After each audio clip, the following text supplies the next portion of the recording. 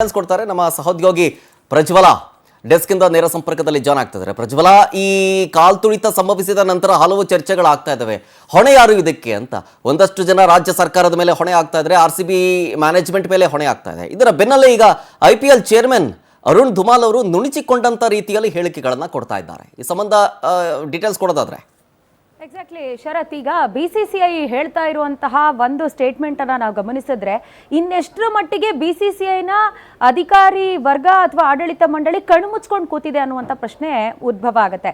Because ನಿನ್ನೆ IPL ಗೆದ್ದಂಥ ಸಂದರ್ಭದಲ್ಲಿ ನಾವು ಸೆಲೆಬ್ರೇಷನ್ ಮುಗಿಸಿದ್ದೀವಿ, ಬಟ್ ಕರ್ನಾಟಕದಲ್ಲಿ ಅದರಲ್ಲಿ ಬೆಂಗಳೂರಲ್ಲಿ ಇವತ್ತು ಸೆಲೆಬ್ರೇಷನ್ ಮಾಡೋದಕ್ಕೆ ಯಾರು ಆಯೋಜನೆಯನ್ನ ಮಾಡಿದ್ರು ಅನ್ನೋದನ್ನ ನಾನು ತಿಳ್ಕೊಳ್ಳೋ ಪ್ರಯತ್ನ ಮಾಡಿದೆ, ಬಟ್ ನನಗೆ ಗೊತ್ತೇ ಆಗಿಲ್ಲ ಅನ್ನುವಂಥ ಮಾತನ್ನ BCCI ಅಧ್ಯಕ್ಷ ಅರುಣ್ ಧುಮಾಲ್ ಹೇಳೋ ಮೂಲಕ ಒಂದು ಸ್ಪಷ್ಟವಾದ ನಿರ್ಲಕ್ಷ್ಯತನವನ್ನ ಬಹಳ ನೀಟಾಗಿ ಎಕ್ಸಿಬಿಟ್ ಮಾಡೋದ್ರಲ್ಲಿ ಅವರು ಯಶಸ್ವಿಯಾಗಿದ್ದಾರೆ. ಒಂದ್ ಕಡೆ ಹೇಳ್ತಾರೆ, ಕರ್ನಾಟಕ ಸ್ಟೇಟ್ ಕ್ರಿಕೆಟ್ ಅಸೋಸಿಯೇಷನ್ ಏನಿದೆ ಅವರು ಈ ಒಂದು ಸಂಭ್ರಮಾಚರಣೆಗೆ ಚಿನ್ನಸ್ವಾಮಿ ಸ್ಟೇಡಿಯಂನಲ್ಲಿ ಪ್ಲಾನ್ ಮಾಡ್ಕೊಂಡಿದ್ರು. ಇದಕ್ಕೆ ನಮ್ಮ RCBಯ ಮ್ಯಾನೇಜ್ಮೆಂಟ್ ಕೂಡ ಒಪ್ಪಿಗೆಯನ್ನ ಕೊಟ್ಟು ಆಟಗಾರರನ್ನ ಅಲ್ಲಿಗೆ ಕಳಿಸ್ಕೊಟ್ಟಿದೆ ಅನ್ನುವಂತ ಮಾತನ್ನ ಹೇಳ್ತಾರೆ. ಇದ್ರ ಜೊತೆಗೆ ಚಿನ್ನಸ್ವಾಮಿ ಸ್ಟೇಡಿಯಂನ ಹೊರಗಡೆ ಏನ್ ಈ ದುರಂತ ಸಂಭವಿಸ್ತು, ಸ್ಟ್ಯಾಂಪೇಡ್ ಸಂಭವಿಸ್ತು, ಇದರ ಬಗ್ಗೆ ಒಳಗಿರುವಂತಹ ಅಧಿಕಾರಿಗಳಿಗೆ ಯಾರಿಗೂ ಮಾಹಿತಿ ಇಲ್ಲ ಅಂತ. ಹಾಗಾದ್ರೆ ಇಲ್ಲಿ ಪ್ರಶ್ನೆ ಮೂಡುತ್ತೆ, ಚಿನ್ನಸ್ವಾಮಿ ಸ್ಟೇಡಿಯಂ ಸೆಕ್ಯೂರಿಟಿ ವ್ಯವಸ್ಥೆಗಳನ್ನು ಯಾವುದನ್ನು ಹೊಂದಿಲ್ವಾ? ಕಂಪ್ಲೀಟ್ ಆಗಿ ಪೊಲೀಸ್ ಡಿಪಾರ್ಟ್ಮೆಂಟ್ ಮೇಲೆ ಇವರು ರಿಲೈ ಆಗಿರ್ತಾರ ಅನ್ನುವಂಥ ಪ್ರಶ್ನೆ ಈಗ ಮೂಡ್ತಾ ಇದೆ. ಬಟ್ ರಾಜ್ಯ ಸರ್ಕಾರ ಸರಿಯಾದ ವ್ಯವಸ್ಥೆಗಳನ್ನು ಮಾಡ್ಕೊಂಡಿಲ್ಲ, ಅಲ್ಲಿ ಪೊಲೀಸರ ನಿಯೋಜನೆ ಸರಿಯಾಗಿಲ್ಲ. ಇನ್ ಕೇಸ್ ಏನಾದರೂ ಚಾವ್ಸ್ ನಡೀತು ಅಂತ ಹೇಳಿದ್ರೆ, ಅವಘಡಗಳು ಸಂಭವಿಸ್ತು ಅಂತ ಹೇಳಿದ್ರೆ ಅಲ್ಲಿನ ವಿಕ್ಟಿಮ್ಗಳನ್ನ ಆಂಬ್ಯುಲೆನ್ಸ್ನ ಮೂಲಕ ಶಿಫ್ಟ್ ಮಾಡೋದಕ್ಕೆ ವ್ಯವಸ್ಥೆ ಮಾಡ್ಕೊಂಡಿರಲಿಲ್ಲ.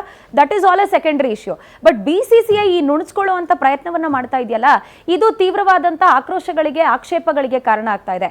BCCI ಇಷ್ಟೊತ್ತಿಗೆ ಒಂದು ಹೊಣೆಯನ್ನ ಹೊತ್ಕೊಳ್ಬೇಕಾಗಿತ್ತು. ದಟ್ ನಾವು ಆಟಗಾರರನ್ನ ಏನ್ ಕಳಿಸ್ಕೊಡ್ತಾ ಇದೀವಿ, ಅಫ್ಕೋರ್ಸ್ ಅವರೆಲ್ಲ ಬೇಸಿಕಲಿ RCB ಟೀಮ್ನವರೇ ಆಗಿದ್ರು ಕೂಡ ಬೇಸಿಕಲಿ ಅವರ ಜವಾಬ್ದಾರಿ ಇವ್ರದ್ದಾಗಿರುತ್ತೆ. ಬಟ್ ಆಟಗಾರರನ್ನ ಕಳಿಸುವಂತ ಸಂದರ್ಭದಲ್ಲಿ ಈ ರೀತಿಯಾದಂತ ಜನ ಸೇರ್ತಾರೆ, ಕ್ರೌಡ್ ಇರುತ್ತೆ ಅನ್ನುವಂತ ಎಕ್ಸ್ಪೆಕ್ಟೇಷನ್ ಕೂಡ ನಮ್ಗೆ ಇರಲಿಲ್ಲ ಅನ್ನುವಂತ ಮಾತನ್ನ ಹೇಳೋ ಮೂಲಕ ಸ್ಪಷ್ಟವಾದಂತ ನಿರ್ಲಕ್ಷ್ಯತನವನ್ನ ಇಲ್ಲಿ ಎದ್ದು ತೋರಿಸ್ತಾ ಇದ್ದಾರೆ. ಅವರೇ ಇಲ್ಲಿ ಎಕ್ಸಿಬಿಟ್ ಮಾಡ್ತಾ ಇರೋದು ಗೊತ್ತಾಗ್ತಾ ಇದೆ.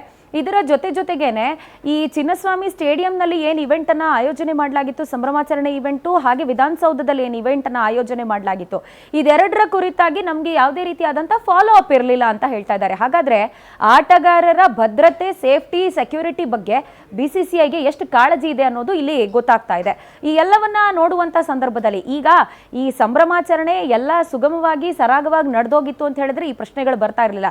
ಬಟ್ ಈಗ ಸಾವಿನ ಸಂಖ್ಯೆ ಏರಿಕೆ ಆಗ್ತಾ ಇರುವಂತಹ ಹಿನ್ನೆಲೆ ಪ್ರತಿಯೊಂದು ಇಲಾಖೆ ಕೂಡ, ಪ್ರತಿಯೊಂದು ವಿಂಗ್ ಕೂಡ ನಾವಿದ್ರಿಂದ ದೂರ ಇರ್ತೀವಿ ಅನ್ನುವಂಥ ರೀತಿಯಲ್ಲಿ ನುಣುಚ್ಕೊಳ್ಳುವಂಥ ಪ್ರಯತ್ನವನ್ನು ಮಾಡ್ತಾ ಇದೆ.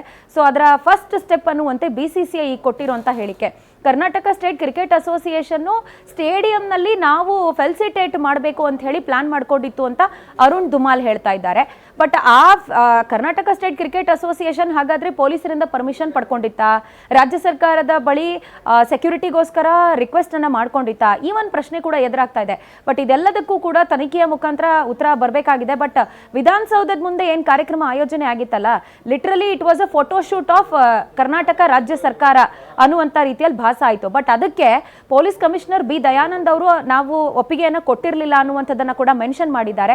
ಸೊ ಹಾಗಾಗಿ ಇದೀಗ ಈ 13 ಜನ ಅಭಿಮಾನಿಗಳೇನು ಸಾವನ್ನಪ್ಪಿದ್ದಾರಲ್ಲ, ಇವರ ಸಾವಿನ ಹೊಣೆಯನ್ನ ಯಾರು ಹೊತ್ಕೊಳ್ತಾರೆ ಅನ್ನೋದೇ ಇಲ್ಲಿ ಪ್ರಶ್ನೆ ಆಗ್ತಾ ಇದೆ. ರಾಜ್ಯ ಸರ್ಕಾರ ಇದಕ್ಕೆ ನಿಜವಾಗ್ಲೂ ಉತ್ತರವನ್ನ ಕೊಡಬೇಕಾದಂತಹ ಬಾಧ್ಯತೆಯನ್ನ ಹೊಂದಿದೆ. ಶರತ್.